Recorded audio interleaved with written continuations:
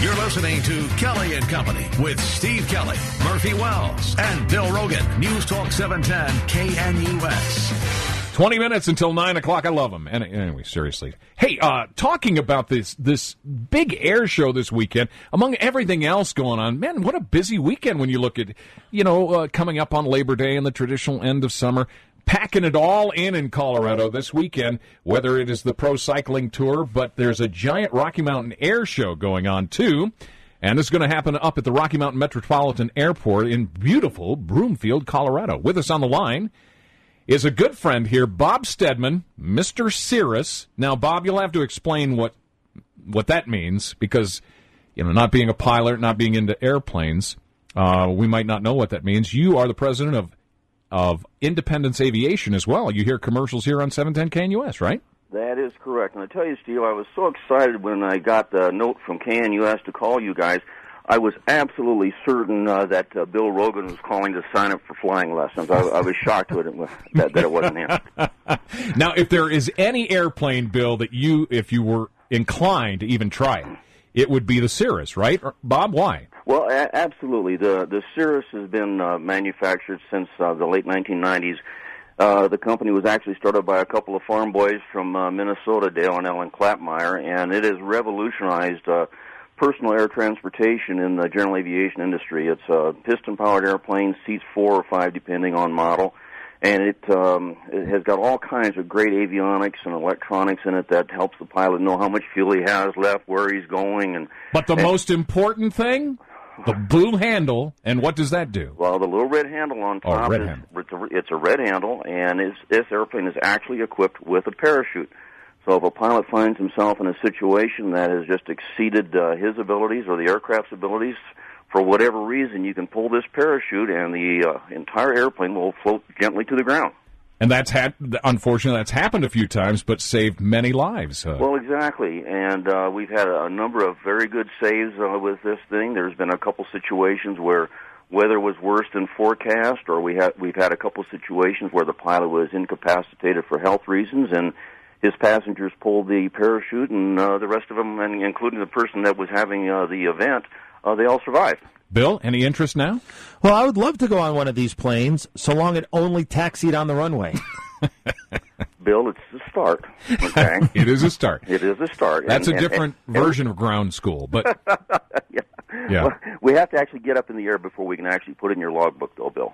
Okay. He's got plenty of hours in the Cirrus on the ground. All right, let's talk about the Rocky Mountain Air Show. This is going to be fun. And Bill has an interesting question here that he asked off the air that we'll just have to let him ask because I'm too embarrassed. You got the F-22 Raptor team coming up there, right? That is correct. The F-22 Raptor is one of the most, the latest weapons delivery systems in the United States Air Force. And I was actually talking with my cousin this week who had been an F-15 and an F-16 pilot in the Air Force, and he says this Raptor is just absolutely mind-blowing. You just cannot believe the capabilities this aircraft has. And you're going to see it firsthand. What else have you got going this weekend? Well, there's an awful lot going on up at Rocky Mountain Metropolitan Airport. Us old guys, still call it Jeffco. Yeah. But there's all kinds of static displays. There's balloon launches. There's going to be a band. There's all kinds of great static displays of all different kinds of airplanes, from new and modern to historical aircraft as well. But I'll tell you one thing that's really got me excited about what they're doing up there this year is they have what's called an Adventure Zone and Space Pavilion.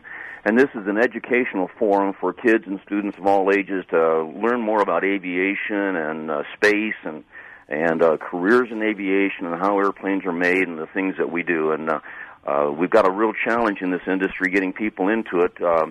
And this is going to be a great opportunity for kids to learn about aviation. I was just handed a question here. Balloon launches, ? Is the Haney family going to be there?